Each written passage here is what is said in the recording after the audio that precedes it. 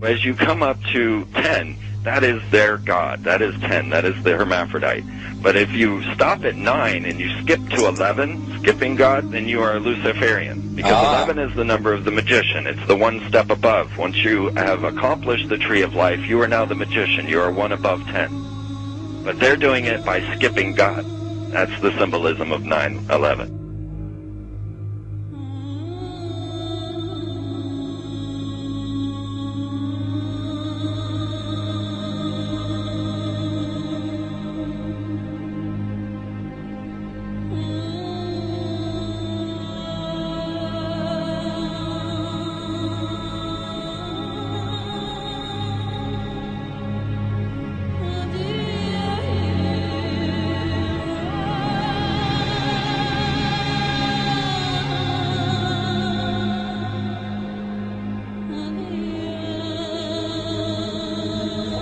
It is a big idea, a new world order. We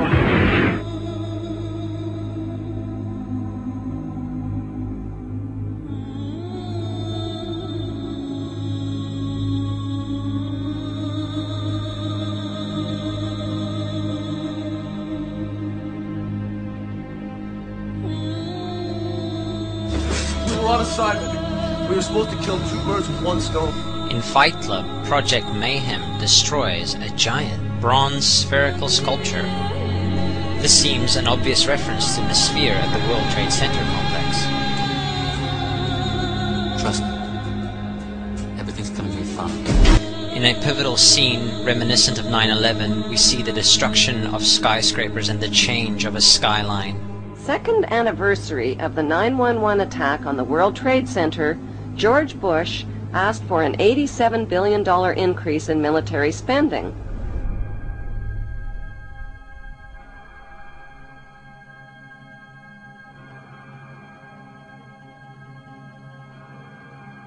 In 1904, Crowley would receive the Book of the Law soon after meditating in the King's Chamber of the Great Pyramid.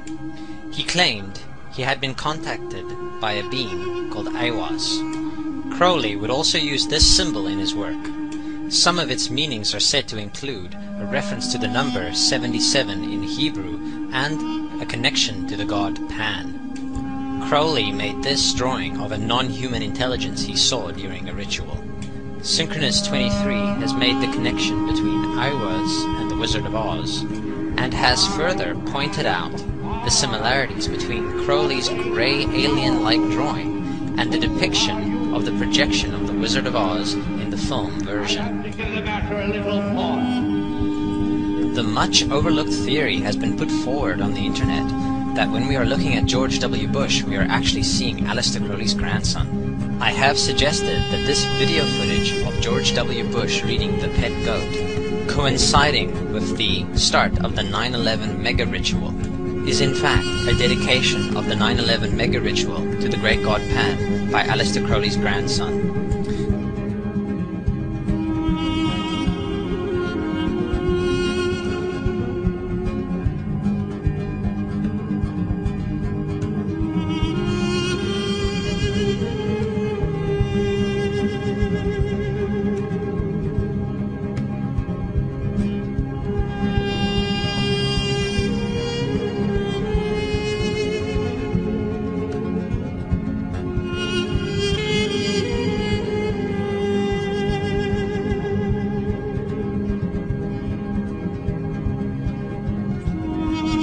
Things get a little weird.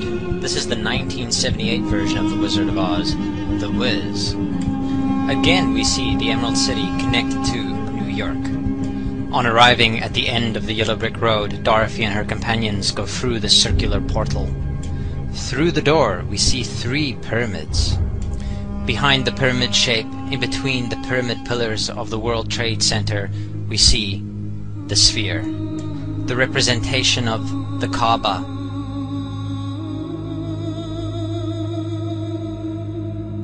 The inhabitants of Oz dance around the sphere in ritualistic fashion. Fashioned in giant letters over the dome of the sphere, we see the word Oz. Oz, symbols of Pan and Aiwass, seen smack at the heart where the new Aeon was ushered in, and and where the Stargate was opened.